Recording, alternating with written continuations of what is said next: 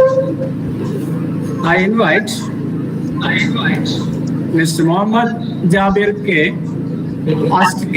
Assistant Professor, University of Saudi, and I invite King Khalid University, Assistant Professor King Khalid University of Saudi Arabia, to deliver the keynote address. I invite him with respect to deliver the speech. Thank you very much. Hello, thank you so much for your kind words. I hope you can hear me. For your kind words. Hello? Yes, sir. Okay, good. So let's get started. Yes, sir. Respected Mr. Jim Kurian, Program Coordinator, Mr. Rasia K, Ms. Rasia K, your head of the department, Professor Abdul Razak Sir, Professor Abdullah Kuti, and all dear students.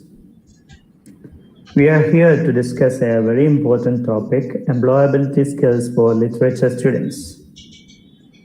As your head of the department just mentioned, so many people pass out their colleges, universities with high grades, but many of them fail to get into good positions to work. That's where employability skills we need to acquire steps in.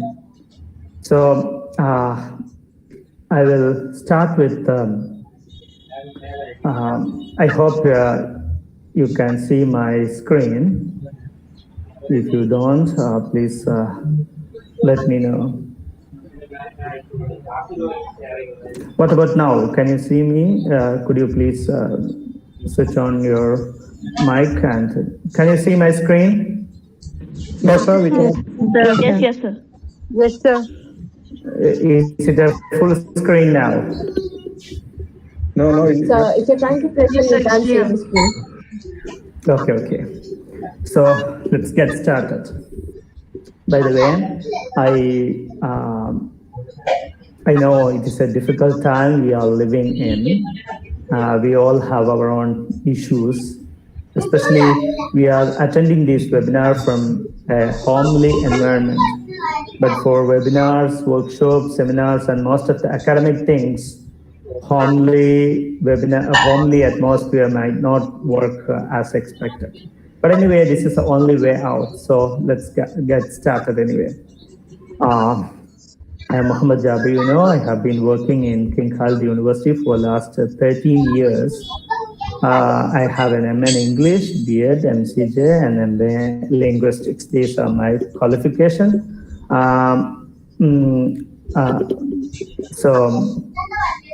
Let's not waste any more time on ourselves and other things. See, before we start, I want to remind you a very important thing. See, this is a world we have a lot of negativity around.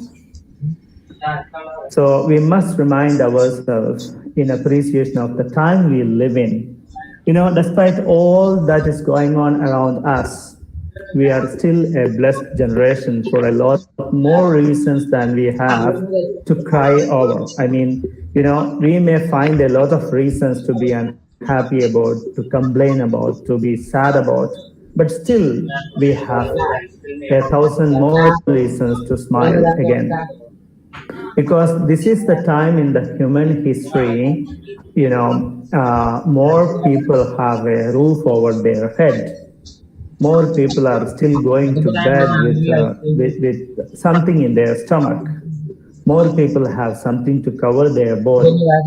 So, and above all, we have a lot of information in our fingertips to, you know, to figure out our issues.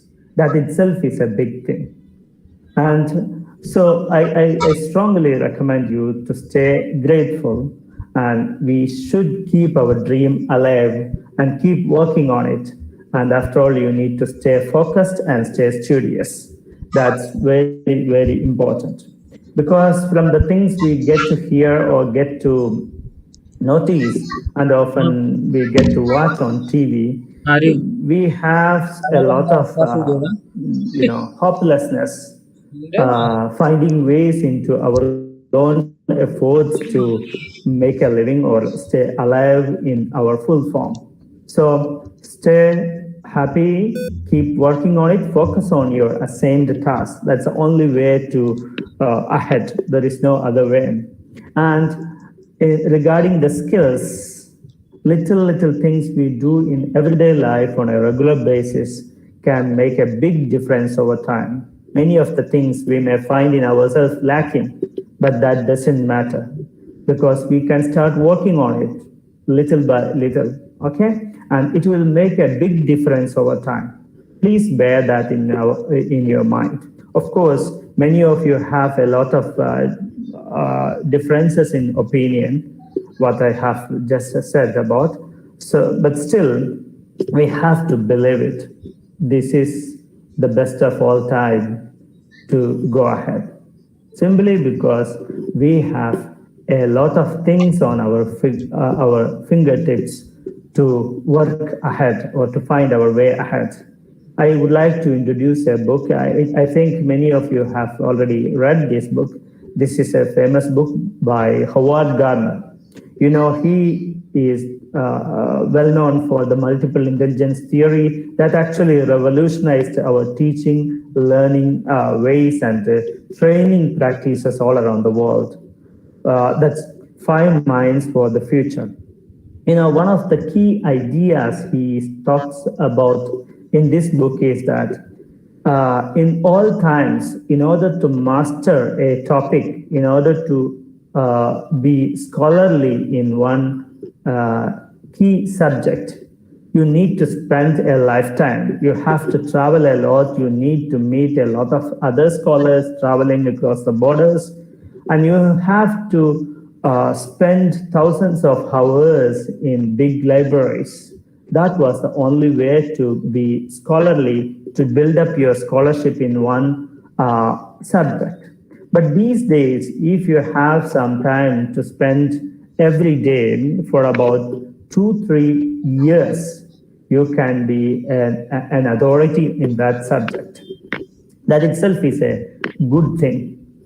You know, he talks about these ideas in this sector. One of the mind he described is the disciplined mind. The discipline is not actually the discipline we usually talk about in our school situation. What he really means by is the subject-wise mind. You know, if you're an engineer, you think like an engineer. You look at things like an engineer look at things, okay? So if you want to be scholarly in a particular discipline, you can be so in not more than 5 years maximum, if you're really willing to that. So please go through that book if you get it. Now, I am coming to our topic. You know, we know skills. There are a lot of skill sets we get to talk about.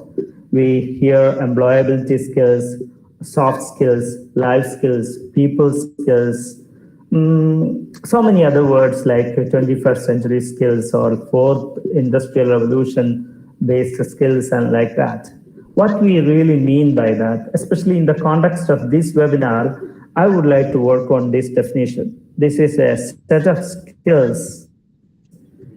skills, values, qualities that enable us to do a job to the full satisfaction of our employees, clients, customers, and beneficiaries, okay, who will be in the receiving end and who will be in the giving end in either side of us. We mean we are working for their full satisfaction. We need to satisfy their intention. And that requires a lot of different skills. That set of skills, values, and qualities are what we mean by employability skills. And employers look for certain things other than the given qualification. We know any job notification, we get to see a lot of qualification, credential, experience, expertise, aptitude, so many even age bars or grades, all those things. And other than these are just to eliminate or limit the number of applicants to a particular minimum or to a particular group. These are the elimination categories. But other than those given in the job advertisement, they are looking for certain other things. That's what we are actually focusing in this presentation. Team, I can just name some, and of course, you have a lot more in your mind, but let's just go through this list. This is about, we should have an impressive communication. That itself is a big topic. A lot of webinars, short-term courses are going on about communication.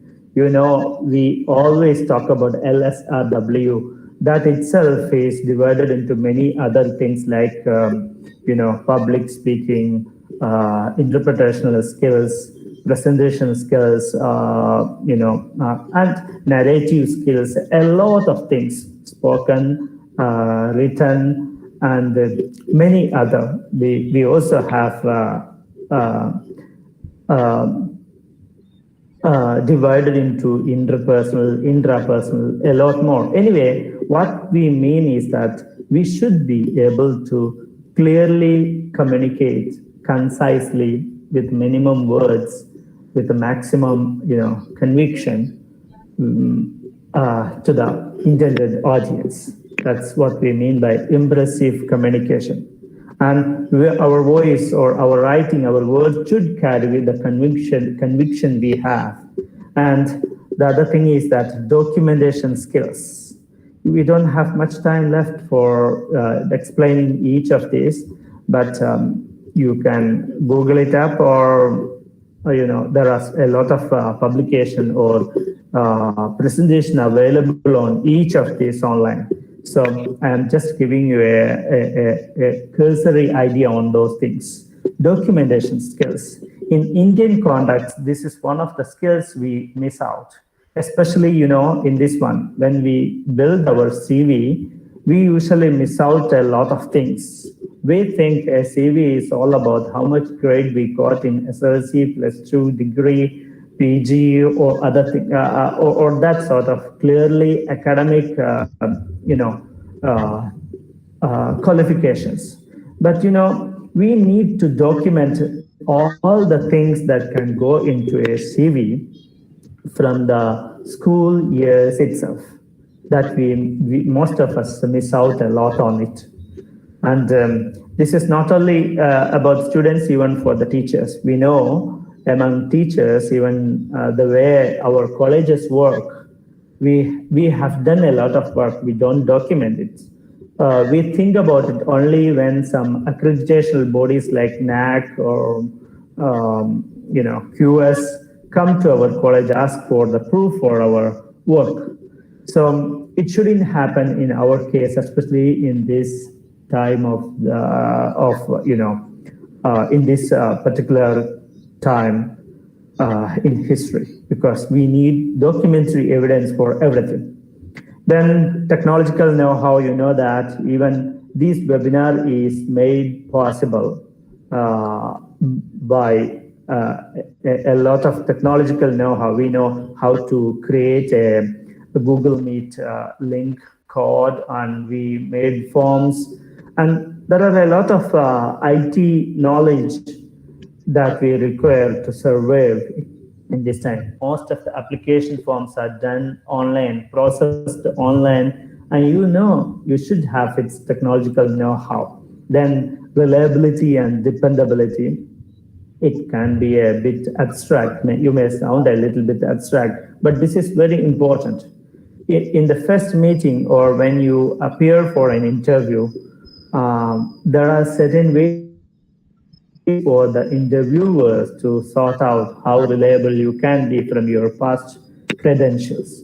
And you should be dependable because they are giving you a responsibility. If you are not able to fulfill those expectations, there is no point in appointing you.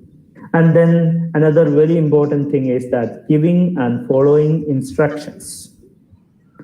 See, some people give instruction, we get confused rather than get clarified. And some people follow instruction in a very awkward manner. We ask them to do something and they end up doing something else because they are poor in receiving or following instruction.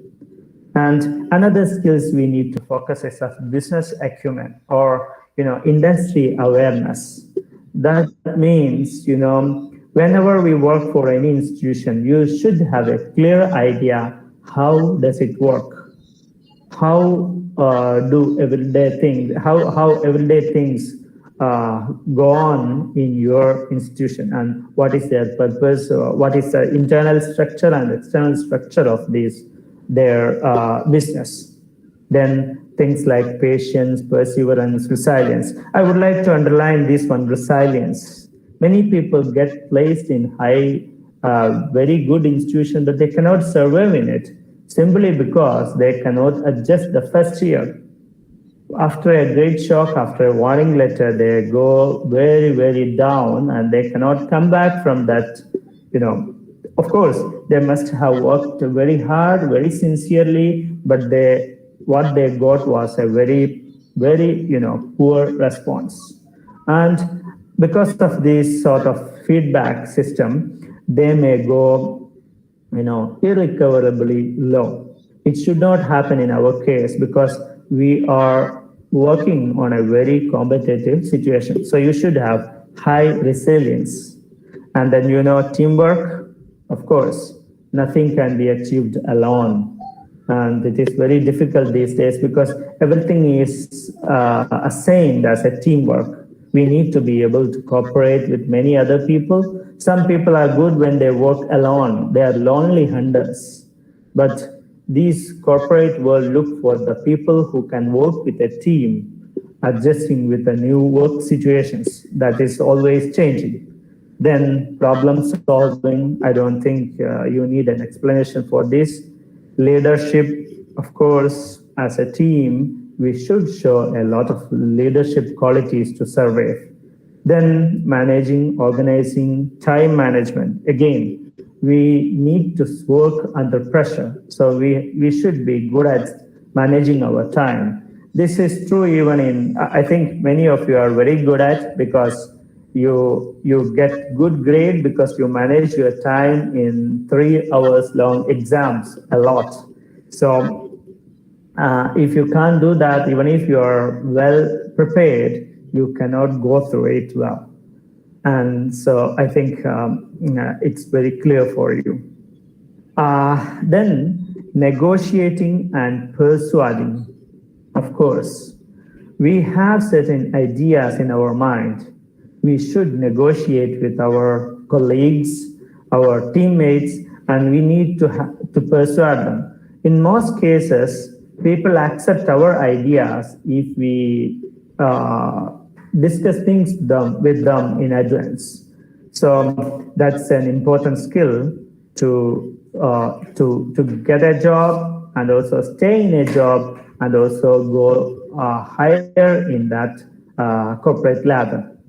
Of course, lifelong learning.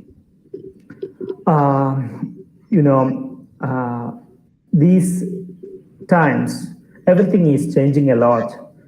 Corona has taught us a lot. Most of the teachers, they have been teaching their whole life, but they changed. They learned what is required of their special time, and then they adapted to it. That's very important.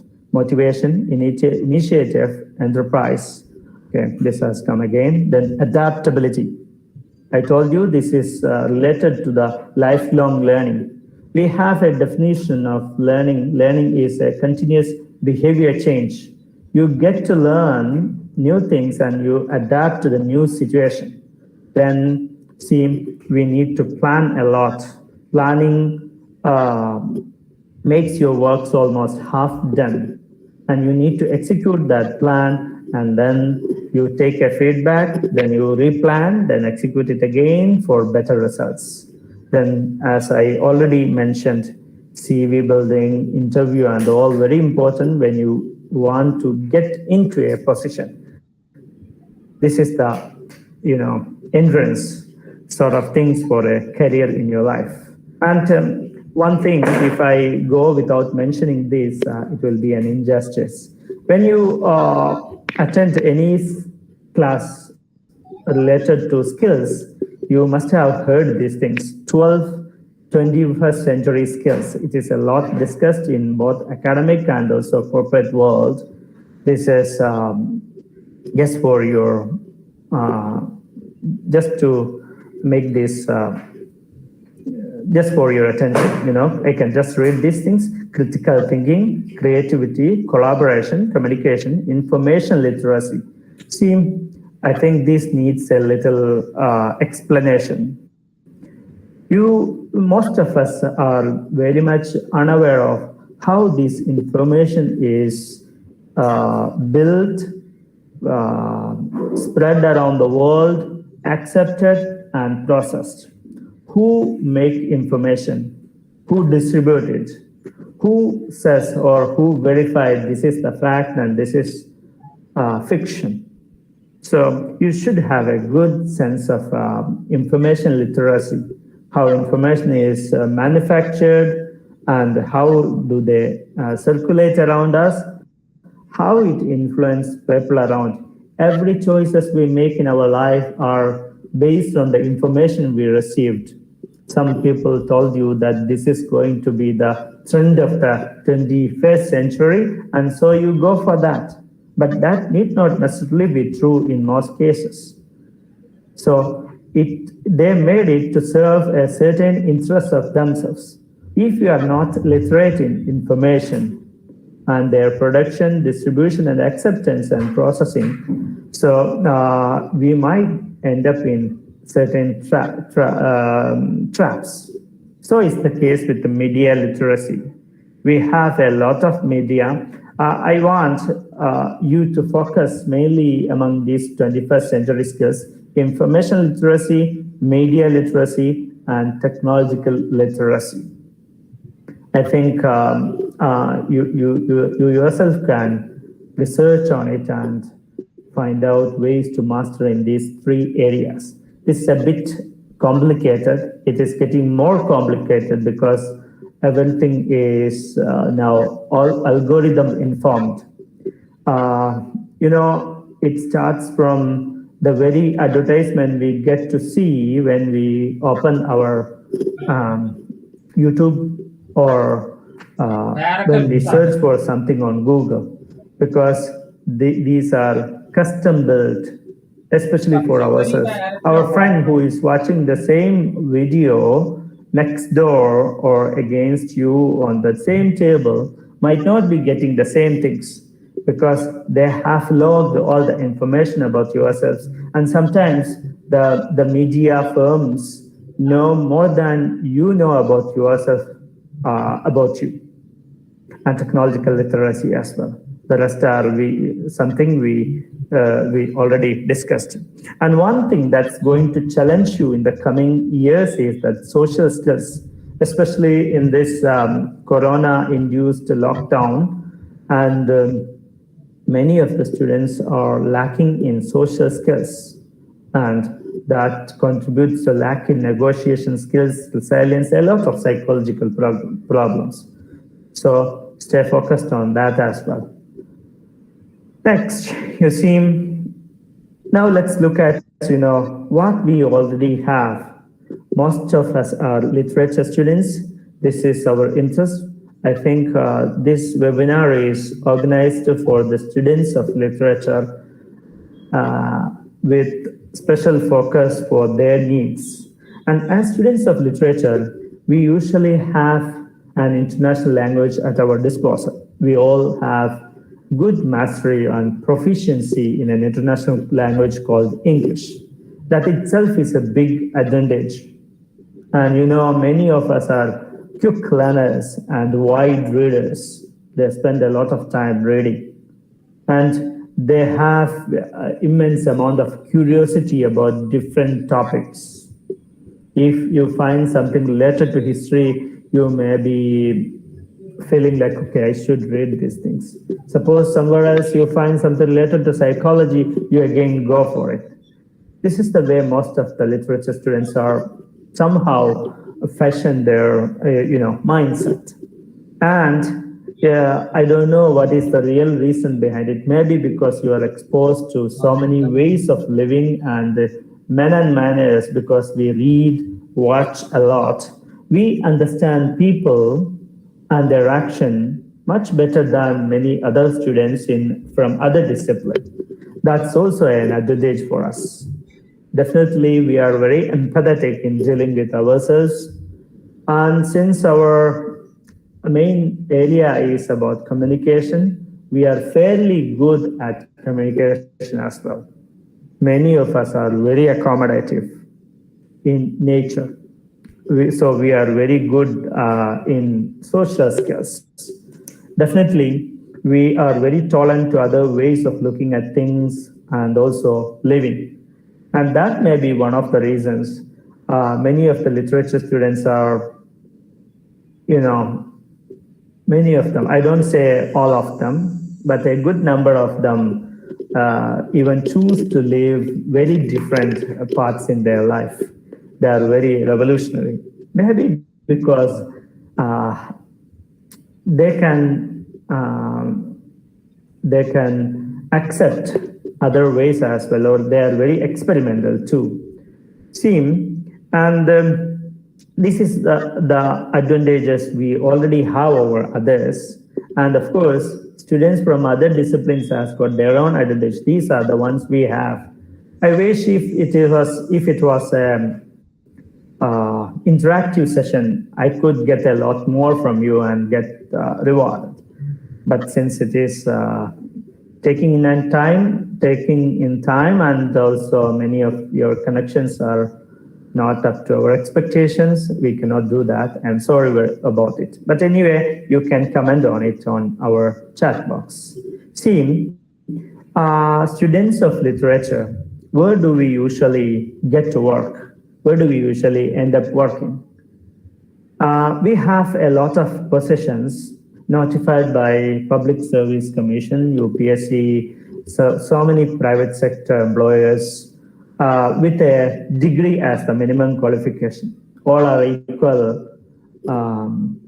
equally treated in these positions. Apart from these degree-based positions, most of us end up teaching literature, teaching English language. ELT means English language teaching, or some becomes scholars in linguistics. Some teachers teach communicative programs in schools and colleges. Some go for teacher training, online tutoring, etc. And some students go for research, and they remain researchers for lifelong. And some are working for consultancy services like ELT consultants. Some work as a literary agents. Some work for the educational institutions like organizations like CBSE, SCRT, NCRT, UNESCO, and all that sort of socially oriented institutions. Some do go for the publishing, lexicography, public relations, information bureau, library, museum, archival sciences. Literature students always have an advantage over these areas because they have wide and deeper understanding of these things, and not only as a part of their academic training, but they are inherently curious about all these areas. And then some do go for administrative services like IAS and IFS. And other areas we usually get to work is the print media. work as reporters, editors, sub-editors, proofreaders. Many of the students with a literary background in English are working for even other languages, interestingly. Many of the Malayalam, authors, writers have their graduation or BA in literature, and then some end up working for films in film industry, filmmaking, visual media, blogging in the new age. Some have their own YouTube channels. Some go for the web designing, and also the content generation firms. There are a lot out there. Some join them since our proficiency in English is better. We usually get easily placed in these content generating institutions. Then some go for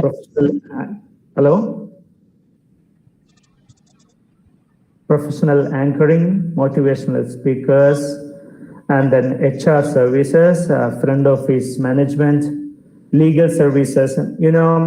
This was one of the old trends. People with a literary background usually end up becoming lawyers, and many of the politicians, they have that background. Public speaking in general, and also the political commentators. We usually get invited to comment upon certain events, especially in news channels. Then other areas we work is that some work for some choose themselves to be writers, novelists, poets, short story writers, columnists. These are the works we get to study in our course as the content of our syllabus. But only few people end up being novelists or poets in our case. Then technical writing, I already talked about it, copy editing and all. Then some do freelance.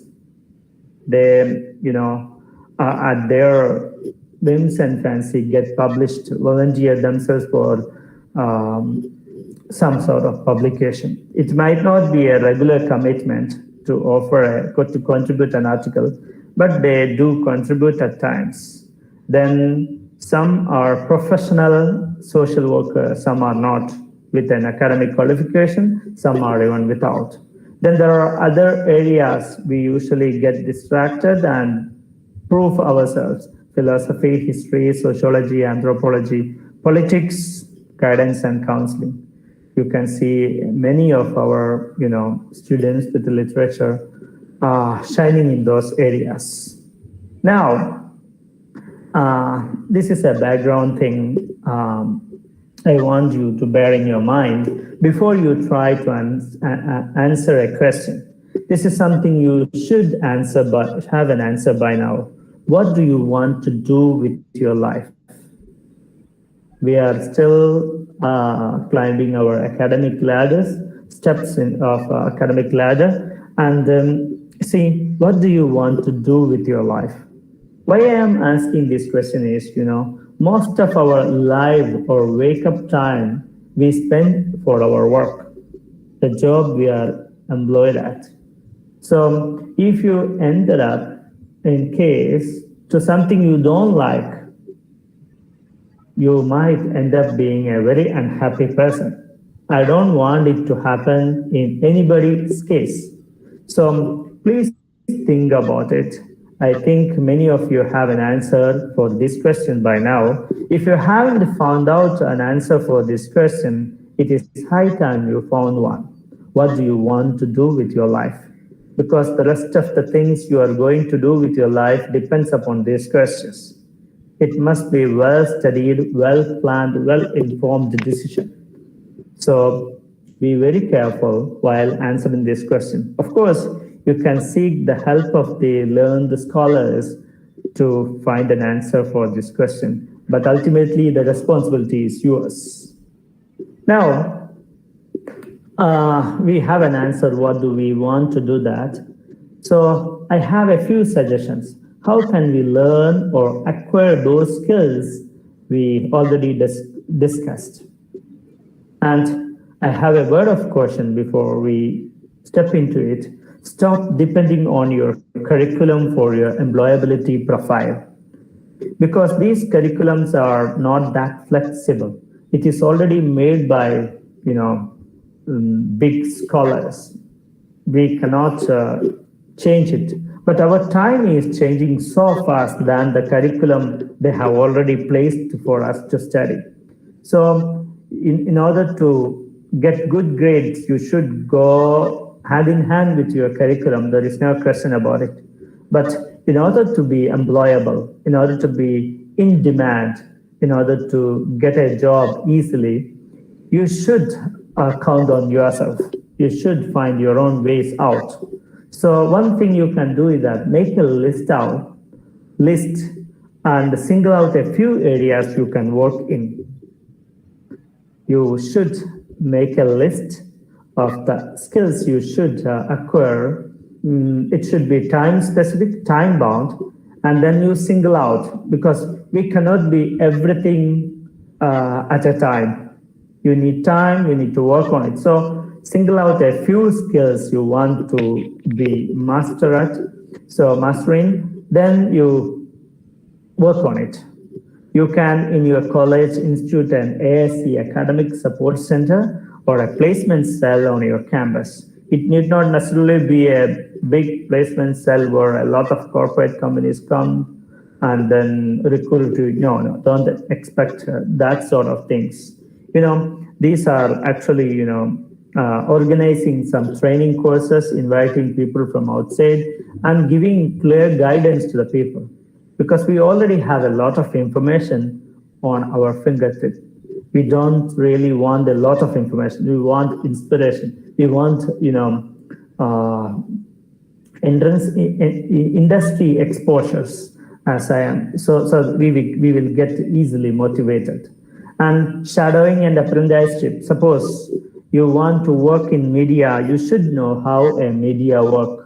You should have visited a media institution. You should shadow a few people. They are already into action. Then there are a lot of skill centers nowadays. Skill centers help you to gain skills and insight into how certain things are done.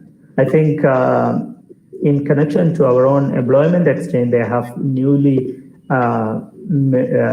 instituted a skill center, and there is even ministries for skill updation these days. Then add-on courses. You don't say that I am doing BA English Language and Literature and then work on it. Other than that, keep on doing many other courses which you think may help you in future. Then industry exposure, as I told you, wherever you want to work, just go there and see what's going on there.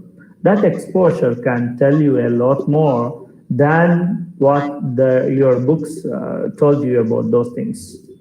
Then, another thing you can depend upon is there are a lot of apps these days. Everything has got assembled in a small device called the mobile phone these days. So, say for example, I was not good in Hindi. Last year, I was learning a language, Hindi, which I failed to learn during my school days because I was not at all inspired to learn that one.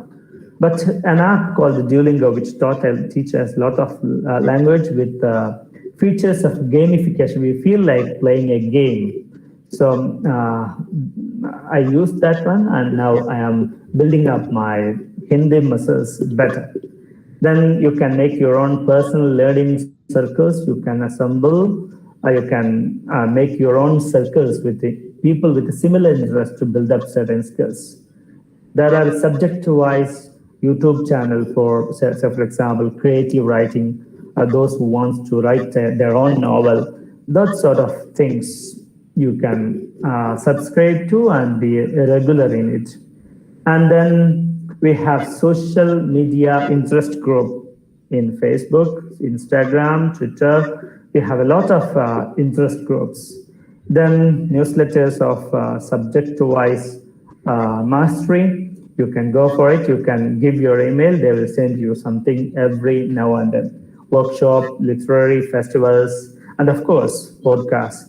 All these things will help you a lot in acquiring those skills. But these are just for information. You need to practice on your own by volunteering, making a commitment, and also being regular at what you have made yourself committed to. Then another area, this is very important these days, because I myself is afraid many of the educational institutions may be obsolete in the coming days because of the high efficiency of the MOOCs. You know, MOOCs, massive online open resource courses, which are available. Most of them are free. These are the platforms they offer them. This is one run by our ministry, SWAYAM. This is a Sanskrit acronym, Study Webs of Active Learning for Young Aspiring Minds. Human Resource Ministry run these things. A lot of courses by eminent scholars all over India and abroad offering courses on this platform. Canvas Network, University, Cognitive Classes, Canvas, Coursera, Khan Academy, edX, Udacity, FutureLearn, Udemy. All these are, online courses offering platforms. You can sign up on any of these things and look for whatever you want. It depends upon where you want to work on. Suppose you want to work somewhere abroad, you need an IELTS. You need to develop IELTS level competency in all 4 skills. You can enroll in Coursera. There is things how to get high score in IELTS writing, IELTS speaking, like that. I have done a lot of course in Coursera, edX, and FutureLearn. And this Khan Academy, this is a very famous online platform in US. This is run by an American whose mother is an Indian, whose father is a Bangladeshi in origin. Then I think you can see this. This is an advertisement of a content writing agency, Purple Feathers. I know you must have seen this video, which was very viral some years ago in social media. What I want to tell you is that after all we have in ourselves, in our CV, in our appearance, what matters most is that how we present ourselves before an employer. That's very, very important. I can just play this. I hope you can watch, you can see these things. Even if you have watched before, just pretend that for my sake, you are watching it for the first time. See?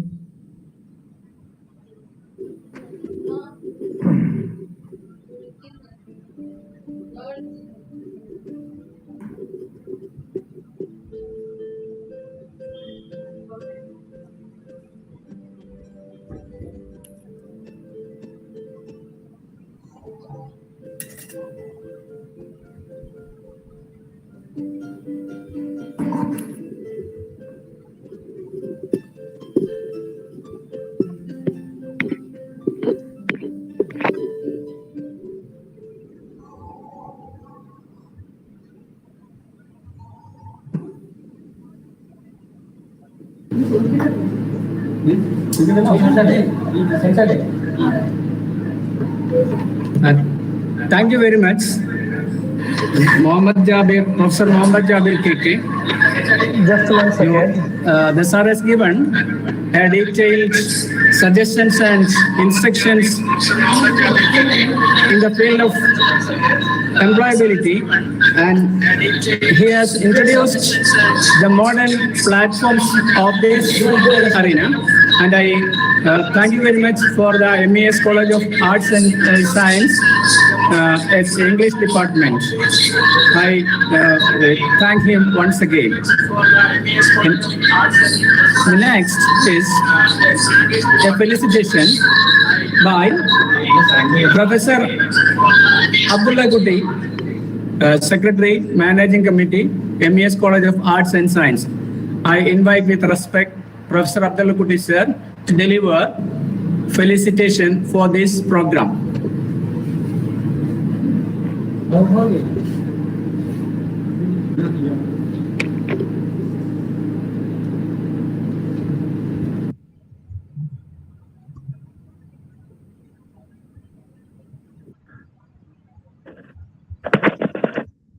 Hello, good morning. Can you hear me? Yes, sir. Okay. I'm respected Chief Guest, Mr. Muhammad Jabir, the Professor of College University KSA and Principal and other staff and their students. I am very glad to be part of this occasion. And though I tried to join at the beginning of the function, the program, but I could not because of some technical problem. Anyhow, I think the speech may have been inspiring to all of you. And I take this opportunity to congratulate the Department of English for conducting such a wonderful seminar. And I think Yes, sir. You have any problem? Can you hear me? Are you hearing me? Yes, sir. Yes, sir. Okay. Anyhow, I congratulate the Department of English, especially the HOD, Mrs. Rosia, for organizing this program. And what I want to tell you on this occasion, this kind of programs are very necessary nowadays because education is going through online. Nowadays, everything is applied by online. So our students try to learn as much as you can from these many sources. And what I want to tell you on this occasion to you students, that means you are literature students. And I know majority of the students do not have anything to do with literature, but they want to learn English language because nowadays it's very helpful to us because if we learn English, I think we will have chances any places for our career, and I think all these things may happen. And moreover, I think we have chosen a very good topic also, employability skill in literature. Mainly, this is a good thing anyhow. I appreciate all of you, and I take this opportunity once again to express my happiness. And moreover, I take this time to congratulate everyone who have organized this program, and especially the kindness shown by the chief guest to attend and give valuable advices to our students and suggestions and anything. Anyhow, okay, thank you, and thank you for inviting me to attend the program. And once again, thank you everyone.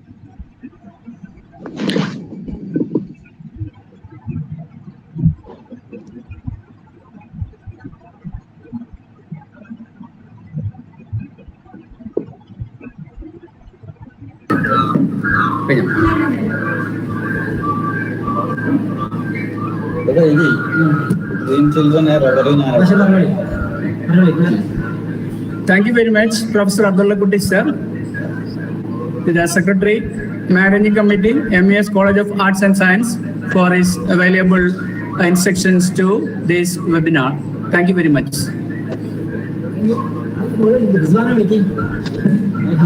I request Ms. Reswana to tender vote of thanks for this program.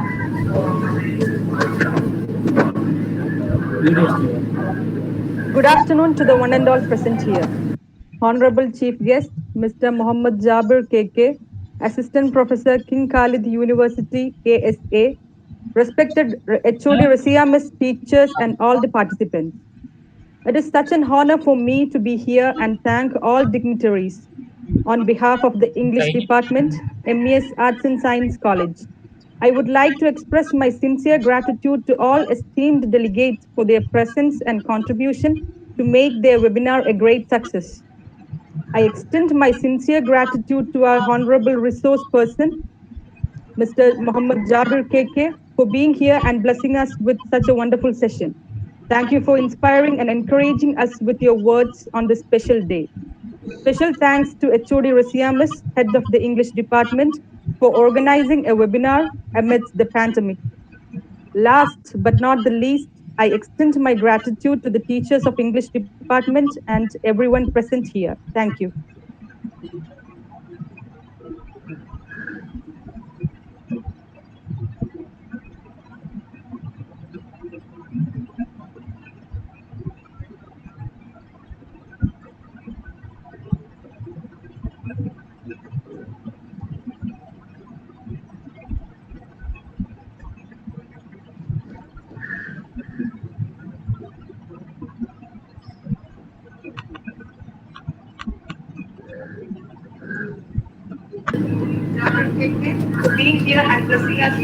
So, my dear participants and dignitaries, we by this program is concluded, and thank you all for participating in this program. Thank you very much.